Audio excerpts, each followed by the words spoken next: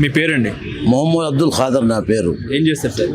నేను వ్యాపారం చేస్తాను. ఓకే, ఇప్పుడు జూబ్లీ హిల్స్ ప్రాంతానికి ఉప ఎన్నిక వచ్చింది కాబట్టి ఇక్కడ బీఆర్ఎస్, కాంగ్రెస్, బీజేపీ 3 పార్టీలు పోటీ పడుతున్నాయి కాబట్టి ఇక్కడ ఎవరు గెలిచే అవకాశం ఉంది, ఏంటి పరిస్థితి?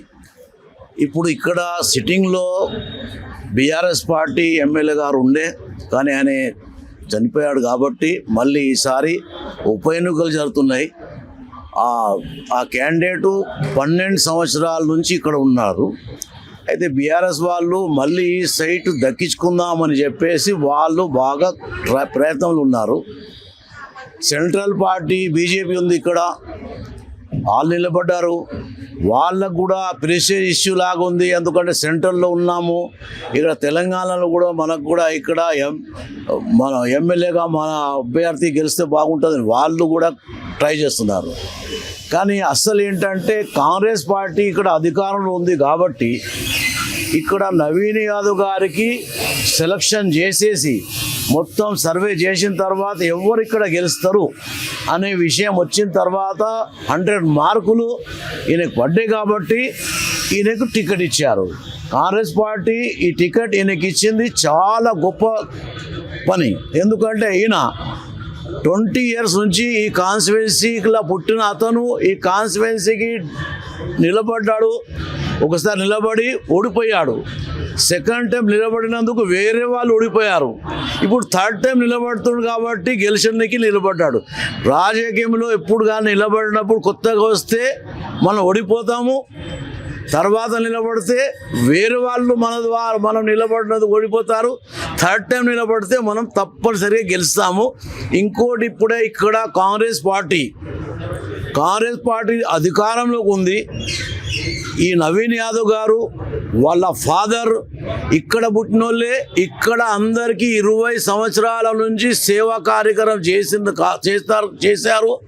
అందుకోసం నవీన్ యాదవ్ గారికి టికెట్ ఇస్తే మేమే గెలిపిస్తామని చెప్పి ఇక్కడ ప్రజలందరూ హిందూ, ముస్లిం, సిక్, ఈసాయిలు చెప్పారు కాబట్టి కాంగ్రెస్ పార్టీ నవీన్ యాదవ్ గారికి టికెట్ ఇచ్చింది. కేసీఆర్ ఏం తక్కువ చేశారు అసలు మీకు? కేసీఆర్ ఏం తక్కువ చేశారు అనే ముచ్చట వస్తే, కేసీఆర్ ఫస్ట్ మా మైనారిటీలకి 12% రిజర్వేషన్ ఇస్తానని చెప్పేసి 20 సంవత్సరాల నుంచి చెప్పుకుంటూ వచ్చి 12 సంవత్సరాల కింద అధికారం వచ్చింది. అధికారం వచ్చినాక 3 నెలలకు ఇస్తా అని చెప్పేసి 12% రిజర్వేషన్ మైనారిటీలకు ఇవ్వలేదు. జూబ్లీ హిల్స్ వాళ్లకు శ్మశాన వాటిగా భూమి ఇస్తానని చెప్పారు, అది ఇవ్వలేదు. తర్వాతనేమో మొత్తం డెవలప్మెంట్ అంటే డెవలప్మెంట్ ఎక్కడ లేదు కాబట్టి ఇక్కడ ఆయన తక్కువ చేసింది ఏం లేదు, తక్కువ చేసిన ముచ్చట తర్వాత వస్తుంది. రంజాన్ తోఫా ఇచ్చాడు కదా. రంజాన్ తోఫా అంటే చూడండి, రంజాన్ తోఫా అనేది మీరేమో ఒక ఇఫ్తార్ పార్టీ చేస్తారు. ఇఫ్తార్ పార్టీ చేసినప్పుడు మనిషికి 10 రూపాయలు 20 రూపాయలు ఖర్చు. తర్వాత వాళ్ళు బట్టలు పంచుతారు, పనికిరాని బట్టలు 150 రూపాయలకు వచ్చేటువంటి బట్టలు. అవి ఏంటికి పంచడమని పేరే కానీ అస్సలు కావాల్సింది ఏంటిది అంటే అందరికీ కాకపోయినా కొంతమందికి జాబ్స్ ఇవ్వాలి. షాదీ ముబారక్ ఇచ్చారు కదా సార్. షాదీ ముబారక్ అంటే ఇంతకుముందు రాజశేఖర రెడ్డి ఉన్న గవర్నమెంట్ ఉన్నప్పుడు ఇజ్తిమాయి షాదీ మాస్ మ్యారేజెస్ ప్రోగ్రామ్ అప్పుడు పెట్టారు.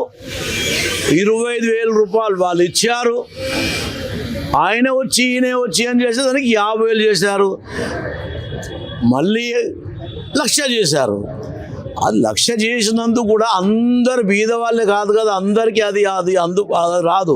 మళ్ళీ ఎంతమందికి వచ్చింది ఫండ్? మీరేమో 1000 కోట్లు అని చెప్పి ఇస్తారు. 1000 కోట్ల ఎంత ఇచ్చారు కానీ అక్కడ ఖర్చు మాత్రం కాలే. వాళ్ళు ఫండ్ డిక్లేర్ చేశారు కానీ డిక్లేర్ చేయలేదు. నవీన్ యాదవ్ ఒక రౌడీ, ఒక గుండా, మళ్ళీ జూబ్లీ హిల్స్ ఉప ఎన్నికల్లో ఆయన ఎమ్మెల్యేగా అయితే మొత్తం దందా నడుస్తుంది అన్నట్టు మాట్లాడుతున్నారు బీఆర్ఎస్ వాళ్ళు. టీఆర్ఎస్ పార్టీ పుట్టినప్పుడు శ్రీశైలం యాదవ్ గారు కేసీఆర్ గారితో ఉండి ఆ పార్టీని నిలబెట్టడానికి ఆయన కష్టపడ్డాడు, ఆయనే పైసలు నిలబెట్టాడు. అప్పుడు ఈయన గుండా కాదా? ఇప్పుడు గుండా. మీ ఎదురుగా వస్తే గుండా, మీ దగ్గర ఉంటే దొర. మీరు దొరలు. ఎట్లాగో మీకు అందరూ దొంగలే కనిపిస్తారు, మీ అందరూ రౌడీగాలు కనిపిస్తారు మీకు. ఇక్కడ ఆయన చేసింది 12 సంవత్సరాలు. 10 సంవత్సరాలేమో గవర్నమెంట్ మీకుంది. అప్పుడు మీకు ఏం డిస్టర్బ్ చేశారు? ఎక్కడ మీకు లొల్లిలైనా కానీ ఆయన ద్వారా అయినాయా? కాలే. ఈ 2 ఇయర్స్ గవర్నమెంట్ వచ్చింది కాంగ్రెస్, అప్పుడు ఏం చేశారు అంటే నవీన్ యాదవ్ కానీ వాళ్ళ తండ్రి కానీ ఎవరి మీద బలవంతం ఎవరన్నా వాళ్ళకు ఇబ్బంది పెట్టినప్పుడు వాళ్ళకి ఇబ్బంది పెట్టకుండా చూసేటువంటి నవీన్ యాదవ్ వాళ్ళ తండ్రి. ఓకే, ఎంత మెజార్టీ వస్తుంది నవీన్ యాదవ్కి? నవీన్ యాదవ్కి ఎంత మెజార్టీ అనేది ఇప్పుడు నేను చెప్పాలంటే నేను చెప్పొద్దు, కానీ మీరు అడిగిరు కాబట్టి చెప్తున్నాను. ఆయనకు 70,000 నుంచి 1,00,000 వరకు మెజార్టీ వచ్చేది గ్యారెంటీ ఉంది. ఎందుకంటే దీనికోసం ఆయన చేసిన పనులు బాగున్నాయి. తర్వాత ఎంఐఎం సపోర్ట్ ఉన్నది, సిపిఐ సపోర్ట్ ఉన్నది, సిపిఎం సపోర్ట్ ఉన్నది. కాబట్టి ఇప్పుడు ఇక్కడ క్రిస్టియన్ల సపోర్ట్ ఉన్నది, మైనార్టీల సపోర్ట్ ఉన్నది. మళ్ళీ ఆయన యాదవ్ కాబట్టి యాదవ్ వాళ్ళ ఓట్లు కూడా ఇక్కడ చాలా ఉన్నాయి. ఫిల్మ్ ఇండస్ట్రీలో కూడా ఆయనకు ఒక పలుకుబడి ఉంది. కాబట్టి సుమన్ గారు కూడా ఆయన కోసం ప్రయత్నం చేస్తున్నారు. కాబట్టి 1,00,000 కంటే తక్కువ మెజార్టీ వచ్చే సమస్య లేదండి. Okay, thank you sir.